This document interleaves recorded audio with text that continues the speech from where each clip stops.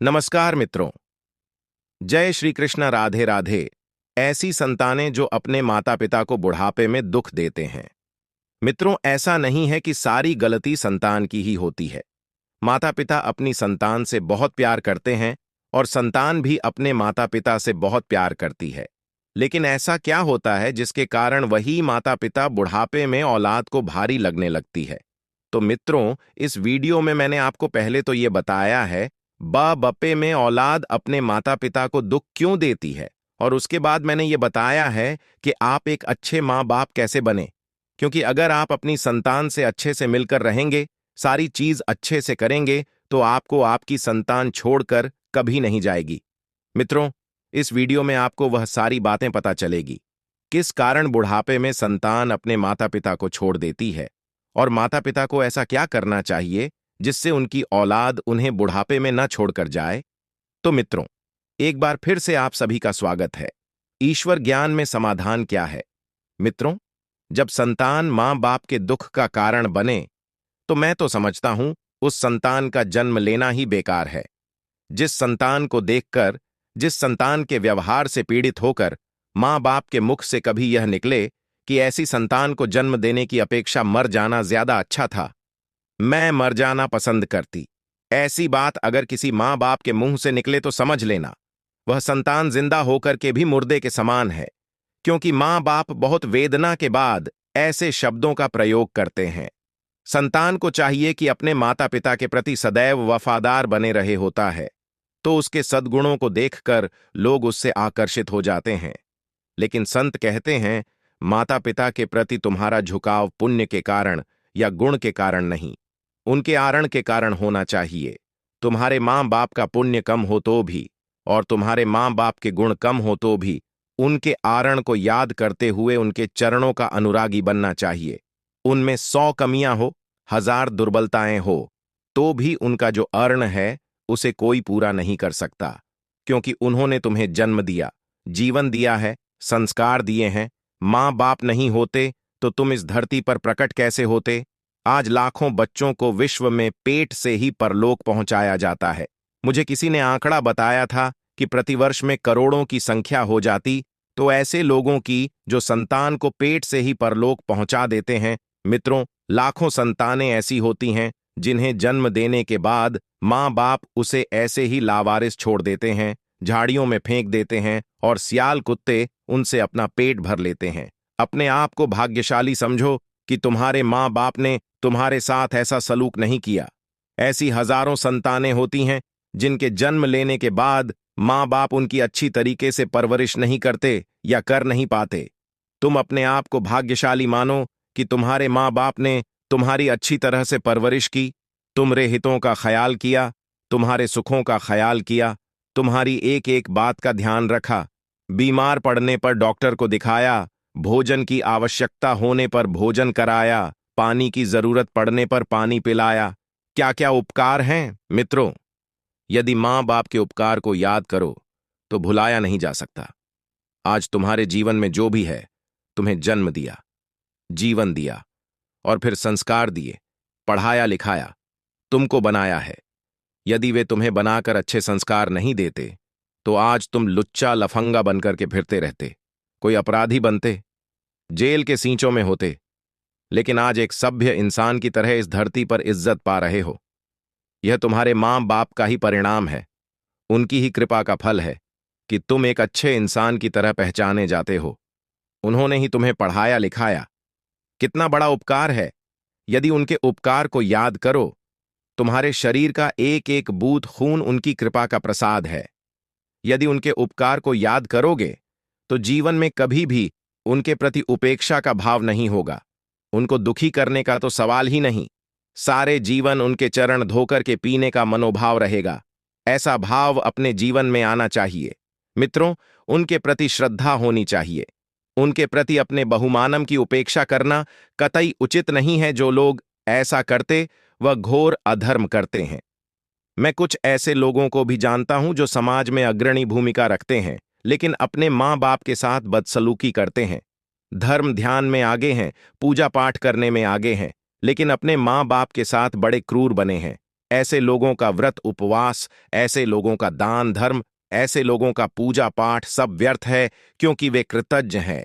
हमारे यहाँ कहा गया है कि सब पापों में सबसे बड़ा पाप कृतज्ञता है। कुरल काव्य में लिखा है कि अन्य सब पापों का प्रायश्चित तो फिर भी संभव है, पर उस अभागे कृतज्ञ का कभी उद्धार नहीं होगा। इससे बड़ा कृतज्ञ कौन होगा, जिसने अपने जन्मदाता को ही भुला दिया, उसे दुख दिया, उसे ही कष्ट दिया। जन्मदाता को, जीवनदाता को, संस्कारदाता को कष्ट देना नीचता की सीमा को लांघ देना है। ऐसा कभी नहीं होना चाहिए। मित्रों, इस धरती के समस्त रजकण को और समुद्र के सारे जलकण को एक कर देने पर भी मां बाप के उपकार को पूरा नहीं किया जा सकता, उनके आरण को चुकाया नहीं जा सकता। और तुम क्या कर रहे हो, विचार करो। और उस घड़ी जब मां बाप को वेदना होती है तो मन मर्म आहत होता है। कई ऐसे लोगों को मैंने देखा है जो अपनी ही संतान की उपेक्षा के शिकार बनकर गौर तकलीफ का अनुभव किए हैं। मैं समद शिखर जी में था। एक महिला मेरे पास आई, बुजुर्ग महिला थी। उसने कहा, महाराज जी, मैं गुणात में कुछ दान देना चाहती हूं। उसने अपनी तरफ से बताया कि एक अच्छी राशि गुणा तन में दान देना चाहती थी। उसे देख करके मुझे लगा कि यह महिला पता नहीं कैसे दे पाएगी। क्यों देगी? मैंने पूछा। आपने यह दान देने के भाव रखे हैं, दे रही हो? अपने बच्चों से पूछ लिया? जैसे ही बच्चों का नाम लिया, आंखों से टप टप आंसू की धार बहने लगी। महाराज, बच्चों से पूछने की कोई जरूरत नहीं है। बो के कारण ही मैं आपकी शरण में आई हूं। क्या बात है महाराज? मेरी एक बेटी एक बेटा है। बेटे को पढ़ाया मैंने, उसने आईआईटी कराया, उसका एक बड़ी कंपनी में जॉब लगा इंजीनियर लड़की से। मैंने उसकी शादी भी कर दी। दोनों जॉब कर रहे हैं। उत्तर प्रदेश के एक शहर में रहती है, शहर का नाम नहीं बता रहा हूं। बोली कि दोनों अच्छा पैसा कमाते हैं। लेकिन मेरे बेटे ने अपना मकान खरीदने के नाम पर, मुंबई में फ्लैट खरीदने के नाम पर एक दिन आकर मुझ पर दबाव डालकर मेरी सारी संपत्ति पर उसने पावर ऑफ अटॉर्नी ले ली और लेकर के चले गए। उसके बाद मेरे पास कुछ पैसे थे, वह पैसे भी मुझसे दबाव देकर के बार बार आकर ले गया। अब महाराज जी, पिछले 6 साल से बेटे का मैंने मुंह नहीं देखा। न वह आता है, न मुझसे कोई संपर्क रखता है। मैं घर से बाहर एक किराए के मकान में रहती हूं महाराज जी। यह तो गनीमत है कि मैं टीचर थी, आज मुझे पेंशन मिलती है, उससे मैं अपना खर्चा चलाती हूं। लेकिन बेटा आज तक मेरे पास नहीं आया। मैं सोचती हूं ऐसे बेटे से तो मैं निप्पूत रह जाती तो अच्छा था। और रोते रोते पल्लू से अपनी आंखें पहुंचने लगी। मेरी बेटी है जो मेरे लिए बहुत सपोर्ट करती है। आज जिस मकान में मैं रहती हूं, बगल में ही बेटी का घर है, मेरा बहुत ख्याल रखती है। आज आप सबकी कृपा से मेरे हाथ पांव ठीक हैं। उस महिला की 80 साल की उम्र थी और बोली, महाराज, मेरा कोई खर्च नहीं। 24 घंटे में एक बार भोजन करती हूं, पानी पीती हूं, शुद्ध खाती हूं, कोई खर्च नहीं। मेरा जो पैसा बचा है मैं सोचती हूं परमार्थ में लगा दूं, इसलिए बहुत दिन से मन बनाया था। आज यहां आई हूं, मेरे पैसे का सदुपयोग करवा दो। यह वेदना, यह दशा, उस महिला की ऐसी संतान के जन्म लेने का क्या मतलब? बंधुओं प्रसंग इतने सारे हैं, यदि उनका उल्लेख करें तो लोग भूल जाएं, आपका हृदय एकदम द्रवित हो उठेगा। बस संक्षेप में मैं इतना ही कहना चाहूंगा, जीवन में ऐसा कभी मत करना। माता पिता को अपने जीवन में सबसे ऊंचा स्थान देना, क्योंकि उनके बिना हमारे जीवन की शुरुआत ही नहीं हो सकती। मित्रों, आप लोगों ने तो सुना होगा कि जो औलाद है वह बचपन में अपने माता पिता को दुख देती है। लेकिन मित्रों, अगर आप माता पिता हैं तो एक अच्छे माता पिता कैसे बने, ताकि आपकी औलाद आपके बुढ़ापे में दुख ना दे। मित्रों, हम आपको बताते हैं कि आप एक अच्छे माता पिता कैसे बने। मित्रों, माता पिता बनना हमारे जीवन का सबसे पुरस्कृत व परिपूर्ण कर देने वाला अनुभव है, परंतु इसका अर्थ यह नहीं कि यह आसान है। आपके बच्चों की उम्र चाहे कितनी भी हो, आपका दायित्व कभी खत्म नहीं होता। अच्छे माता पिता बनने के लिए आपको इस कला में माहिर होना पड़ेगा कि कैसे अपने बच्चों को सही व गलत के बीच के अंतर की शिक्षा देते हुए आप उन्हें विशिष्ट एवं प्यारे महसूस करवा सकते हैं। अंत में तो सबसे महत्वपूर्ण बात यही है कि हमारे बच्चों को ऐसी पोषक व सकारात्मक वातावरण प्रदान करें जिससे उन्हें यह लगे कि वे एक स्वतंत्र, कामयाब, आत्मविश्वासी एवं वत्सल इंसान में विकसित हो सकते हैं। मित्रों, अपने बच्चों को स्नेह व दुलार दे। मित्रों, कभी कभी प्रेम व स्नेह ही सबसे अच्छी ऐसी चीज होती है जो आप अपने बच्चों को दे सकते हैं। प्यार भरा स्पर्श और परवाह से भरा आलिंगन ही काफी है आपके बच्चों को यह बताने के लिए कि वास्तव में वे आपके लिए कितने मूल्यवान हैं। बात जब बच्चों की आती है तो शारीरिक संपर्क की महत्ता को कभी अनदेखा ना करें। निम्नलिखित तरीकों से आप बच्चों के प्रति अपना वात्सल्य दर्शा सकते हैं। एक सौम्य आलिंगन, थोड़ा सा प्रोत्साहन, प्रशंसा, अनुमोदन, यहां तक कि एक हल्की सी मुस्कान ही आपके बच्चों की खुशहाली व आत्मविश्वास की बढ़ोतरी के लिए बहुत सहायक साबित हो सकती है। चाहे आप उनसे कितना ही नाराज क्यों ना हो, उन्हें हर दिन यह बताएं कि आप उनसे कितना प्यार करते हैं। उन्हें प्यार से गले लगाएं और माथे पर किस दें। उन्हें जन्म से ही प्रेम व स्नेह से परिचित व उनका आदी बनाइए। उन्हें बिना किसी शर्त प्यार करें। अपने बालकों को कुछ ऐसा बनने पर मजबूर ना करें जैसा बनकर ही वे आपका दुलार प्राप्त कर सकते हैं। उन्हें यह बताएं कि चाहे कुछ भी हो जाए, आपका प्रेम उनके प्रति कभी कम नहीं होगा। मित्रों, आपको अपने बच्चों की सराहना करना पड़ेगा ताकि वे खुश रह सकें। मित्रों, बच्चों की प्रशंसा अच्छे माता पिता बनने का एक महत्वपूर्ण हिस्सा है। आप सदैव यह चाहेंगे कि बच्चे अपनी उपलब्धियों पर गर्व और अपने बारे में अच्छा महसूस करें। यदि आप अपने बच्चों में यह विश्वास नहीं जगाते कि वे अपने दम पर दुनिया में निकलकर कुछ हासिल कर सकते हैं, तो वे कभी स्वयं को आत्मविश्वास व साहसी बन पाने के लिए सशक्त महसूस नहीं करेंगे। जब भी वे कुछ अच्छा करें, तो उन्हें यह दिखाइए कि आपने उस बात पर गौर किया है और उनके इस काम पर आप गर्व करते हैं। बच्चों की गलतियों पर ध्यान देने से ज्यादा उनकी उपलब्धियों, टैलेंट और उनके अच्छे व्यवहार पर ध्यान केंद्रित करें। इससे उन्हें यह जाहिर होगा कि आप उनमें उनकी अच्छी बातें भी देखते इस चीज की आदत डालें कि आप अपने बच्चों को जितनी नकारात्मक प्रतिक्रिया देते हैं, उससे कम से कम 3 गुना ज्यादा प्रशंसा करें। तथापि बच्चों को यह बताना अनिवार्य है कि वे कहाँ गलत हैं। उनमें स्वयं के लिए सकारात्मक विचार जगाना भी महत्वपूर्ण है। यदि वे इन सब चीजों को समझने लायक बड़े नहीं हुए हैं, तो उनकी प्रशंसा ढेर सारी वाहवाही व प्यार देकर करें। शौचालय का सही प्रयोग से लेकर अच्छे अंक ला आने तक सभी चीजों के लिए प्रोत्साहित करने से आप उन्हें एक खुश और सफल जीवन व्यतीत करने में मदद कर सकते हैं। मित्रों, बच्चों की तुलना किस तरह से करें? मित्रों, बच्चों की तुलना दूसरों से करने से बचे। खासकर भाई बहनों को आपस में हर बालक अलग एवं अनूठा होता है। उनके इस अनूठेपन का जश्न मनाएं और बालक को उनकी पसंद अनुसार अपने सपनों को साकार करने के लिए प्रोत्साहित करें, क्योंकि ऐसा कर पाने में विफलता बच्चों में मन में अपने लिए हीन भावना जगा सकती है कि चाहे वे कुछ भी करें, पर आपकी नजरों में कभी अच्छे नहीं बन पाएंगे। यदि आप उनके व्यवहार में सुधार लाना चाहते हैं, तो बैठकर उनके लक्ष्य तक पहुंचने के लिए उनके शर्तों के अनुसार समझाएं, बजाय इसके कि उन्हें अपने बहन या पड़ोसी के तरह काम करने का उदाहरण दें। इससे उनमें हीन के बजाय स्व की भावना विकसित होगी। बच्चों की तुलना आपस में करने से उनमें आपस में अपने भाई बहनों के प्रति प्रतिद्वंदिता विकसित हो सकती है। आप अपने बच्चों के बीच प्रेम संबंध का पोषण करना चाहेंगे, न कि प्रतियोगिता का पक्षपात से बचे। सर्वेक्षण से पता चला है कि अधिकतर माता पिता का कोई पसंदीदा होता है, परंतु अधिकांश बच्चों के हिसाब से वे अपने माता पिता के प्रिय हैं। यदि बच्चे आपस में झगड़ रहे हैं, तो किसी एक का पक्ष ना लें, बल्कि निष्पक्ष और तटस्थ निर्णय लें। प्रत्येक बच्चे को खुद के लिए जिम्मेदार बनाकर प्राकृतिक जन्मक्रम की प्रवृत्ति से उभरे बड़े बच्चों पर छोटों की जिम्मेदारी डालने से सहोदर स्पर्धा पनपती है, जबकि उन्हें खुद के लिए जिम्मेदार बनाकर आप उनके व्यक्तित्व और आत्मनिर्भरता को प्रोत्साहित करते हैं। मित्रों, अपने बच्चों की बातें सुनें। मित्रों, बातचीत का दोनों तरफ से चलना बहुत आवश्यक है। आप सिर्फ नियमों के लागू के लिए नहीं, अपितु अपने बच्चों की समस्याओं को सुनने के लिए भी मौजूद होना चाहिए। आपको बच्चों में दिलचस्पी अभिव्यक्त करने और उनके जीवन में शामिल हो पाने के लिए भी सक्षम होना चाहिए।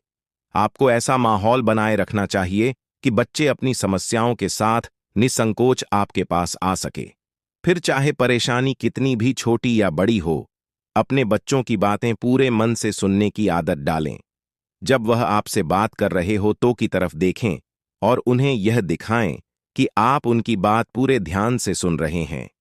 ऐसा आप बीच बीच में अपना सर हिलाकर हूं बोलकर, अच्छा में समझी समझा बोलकर, या फिर क्या हुआ बोलकर कर सकते हैं।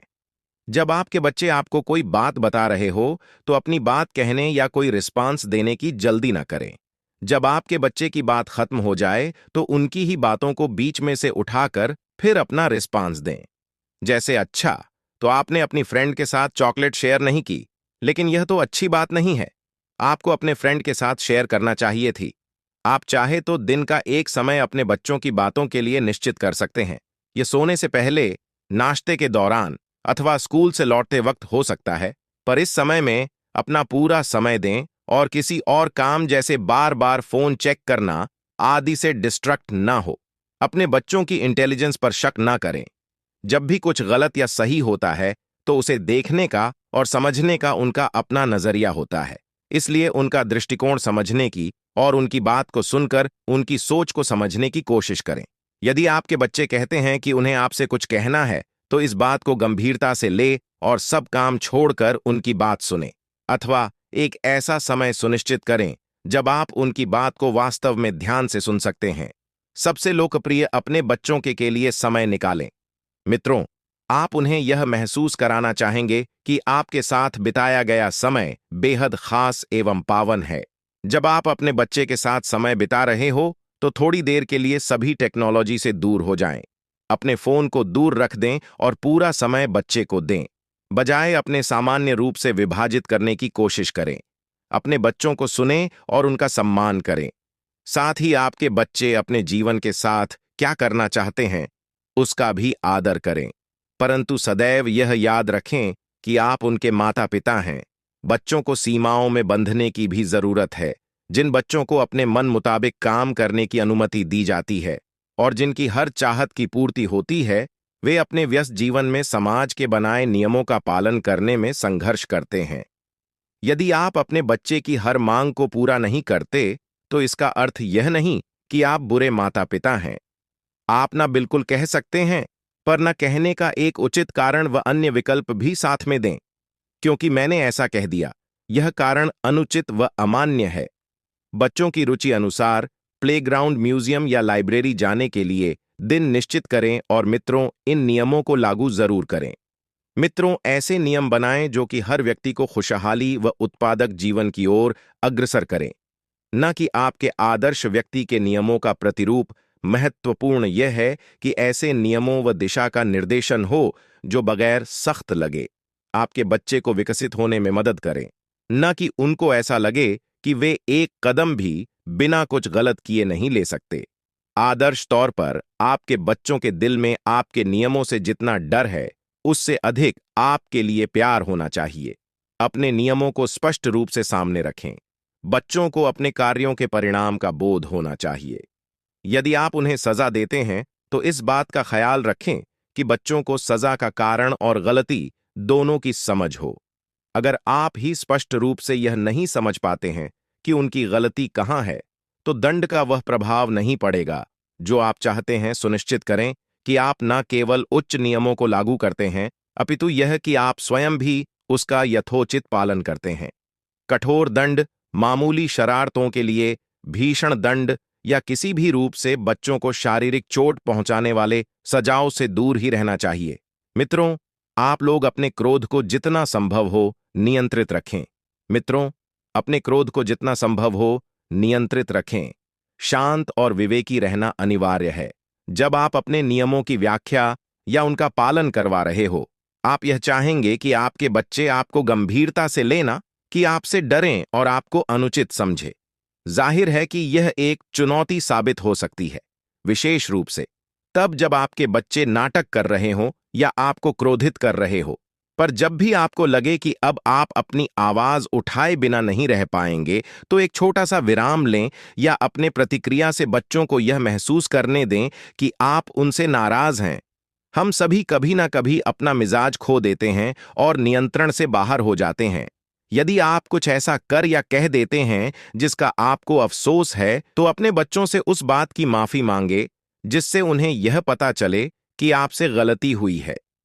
यदि आप अपनी गलती के बाद सामान्य व्यवहार करते हैं तो वे बाद में इसी को उदाहरण मान उसकी नकल करने की कोशिश करेंगे। मित्रों, घर में व्यवस्था बनाकर रखें। मित्रों, अपने बच्चों को महसूस करा कि उनके घर और जीवन में तर्क और अनुक्रम मौजूद है। यह उन्हें शांत और सुरक्षित महसूस कराएगा, जिससे वे घर और घर के बाहर दोनों जगह ही सुखी जीवन बिता पाएंगे। इन तरीकों से आप बच्चों के जीवन में क्रम व्यवस्था स्थापित कर सकते हैं। ऐसा करने से बच्चों को वास्तव में माता-पिता द्वारा किए गए प्यार व परवाह की अनुभूति होती है। वे उन सीमाओं पर बागी हो सकें, मगर अंदर से वे अपने माता-पिता के मार्गदर्शन व चिंता की प्रशंसा करेंगे। उन्हें रोजमर्रा के काम में शामिल करवाकर जिम्मेदारी को प्रोत्साहित करें और इन कामों को अच्छे से पूर्ण करने के फलस्वरूप उन्हें कुछ इनाम दें, जैसे कि पैसे, अधिक खेलने का समय इत्यादि, और काम न करने के सजा के रूप में उनके विशेष अधिकार रद्द किए जा सकते हैं। छोटे से छोटा बच्चा भी इनाम और परिणाम के अवधारणा को सीख सकता है। जैसे आपके बच्चे बड़े होते हैं, उन्हें और ज्यादा जिम्मेदारी सौंपे और उसके साथ ही उसे पूरा करने या अनदेखा कर देने के लिए उचित पुरस्कार या दंड भी दें। उन्हें सही गलत का फर्क सिखाएं। अगर आप धार्मिक हैं तो जिसमें आप आस्था रखते हैं उस धार्मिक संस्थान से परिचित करवाएं। अगर आप नास्तिक हैं तो यह पथ अपनाने के पीछे अपना तर्क उन्हें समझाएं। कोई भी स्थिति हो, बस पाखंडी ना बने, नहीं तो इस बात के लिए तैयार रह कि आपके बच्चे यह इंगित कर सकते हैं कि आप अपने उपदेश का स्वयं पालन नहीं करते। तो मित्रों, अगर आपने यह वीडियो यहां तक देखा है तो आपको बुढ़ापे में औलाद अपने माता पिता को क्या देती है, इसके के बारे में काफी सारी जानकारी मिल गई होगी। मित्रों, अगर आपको यह वीडियो समझ में नहीं आया हो तो आप दोबारा इस वीडियो को ध्यान से देख सकते हैं। मित्रों, आपको इस वीडियो में काफी सारी बातें सीखने को मिली होंगी और हो सकता है कि आपके अंदर जो प्रश्न था, हो सकता हो कि आपको उसका उत्तर इस वीडियो में मिल गया होगा। मित्रों, अगर आपके अंदर कोई प्रश्न है तो नीचे कमेंट बॉक्स में कमेंट जरूर करें। मित्रों, यह वीडियो पसंद आया हो तो वीडियो लाइक करें और चैनल को भी सब्सक्राइब जरूर करें और अपने मित्रों के साथ शेयर जरूर करें। डिस्क्लेमर, यहां दी गई जानकारी ज्योतिष पर आधारित है तथा केवल सूचना के लिए दी जा रही है। ईश्वर ज्ञान इसकी पुष्टि नहीं करता है। किसी भी उपाय को करने से पहले संबंधित विषय के एक्सपर्ट से सलाह अवश्य लें।